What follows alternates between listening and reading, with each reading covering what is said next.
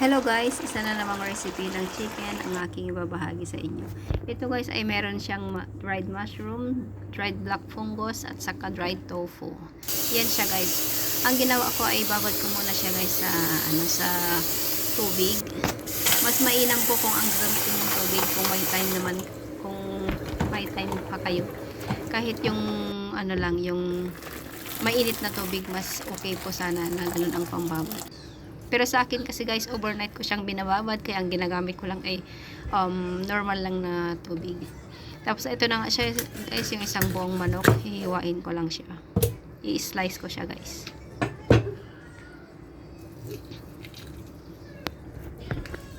Ayan, nilalabas ko pa yung paa ng manok. Ayan.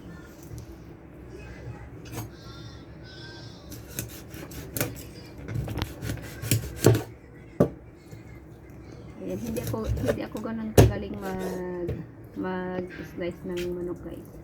Natutunan ko lang din siya mag-slice nung nagtrabaho pa ako sa Manila. Ayan. Ganyan yung technique ko guys sa pag-i-slice ng manok. Inihiwa ko muna yung gitna kasi tinatanggalan ko yung buo, yung buto doon sa gitna niya guys, kasi hindi naman din nila yun kinakain. Kaya tinatanggal ko siya. Saka yun na rin yung advice ng amo kong babae guys, na tanggalin na lang daw kasi hindi naman nga daw nila kinakain. Pero alam niyo guys, yung may buto-butong ganyan, di ba sa atin yung pinakamasarap na parte yung mga buto-buto sana. Pero ayaw kasi nila, kaya tinatanggal ko guys. Ayan, na-slice. Malapit ka nang matapos ma-slice. Yan. At tapos na nga guys, nahugasan ko na rin. Ngayon, i-marinate ko naman siya sa light soy sauce. Ayan. 1.5 tablespoon. Tapos isang basyo ng cooking wine. Tapos asin. Ayan nga guys, kumuha ko ng plastic kasi wala akong yung gloves. Kaya plastic muna ang ginamit ko. Hindi pa kasi ako nakatabi guys. Kung napapansin niyo guys, halos lahat ng mga pagkain or mga niluluto ko ay ang marinate nila ay ganyan, no? Mga light soy sauce, oyster sauce, ganyan. Tapos dark soy sauce. Yan kasi yung parang pinaka main nila sa ingredients sa pagkain ng mga Chinese guys. At ito na nga guys, ginigisa ko na nga siya yung una yung ginger, tapos yung bawang. Tapos inuna ko guys itong mushroom.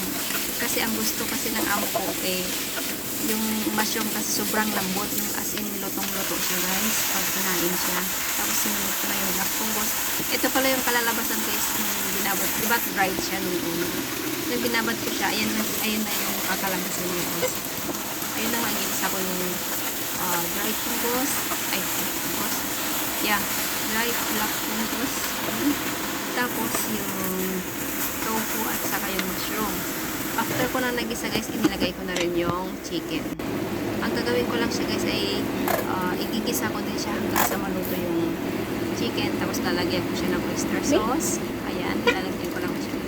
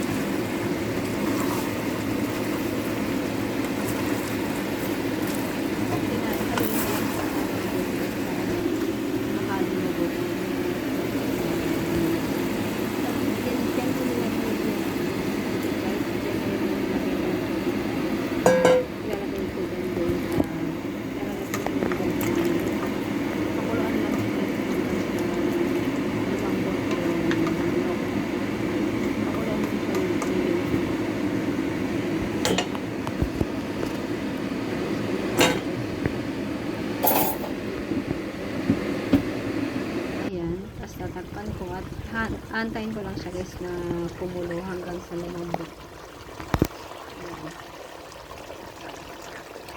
Kung makikita nyo guys, hindi siya masyadong makulay ano yung kagaya sa atin na parang adobong ganun. Hindi, kasi ayaw po nila. At yan guys, totoo na. Bye!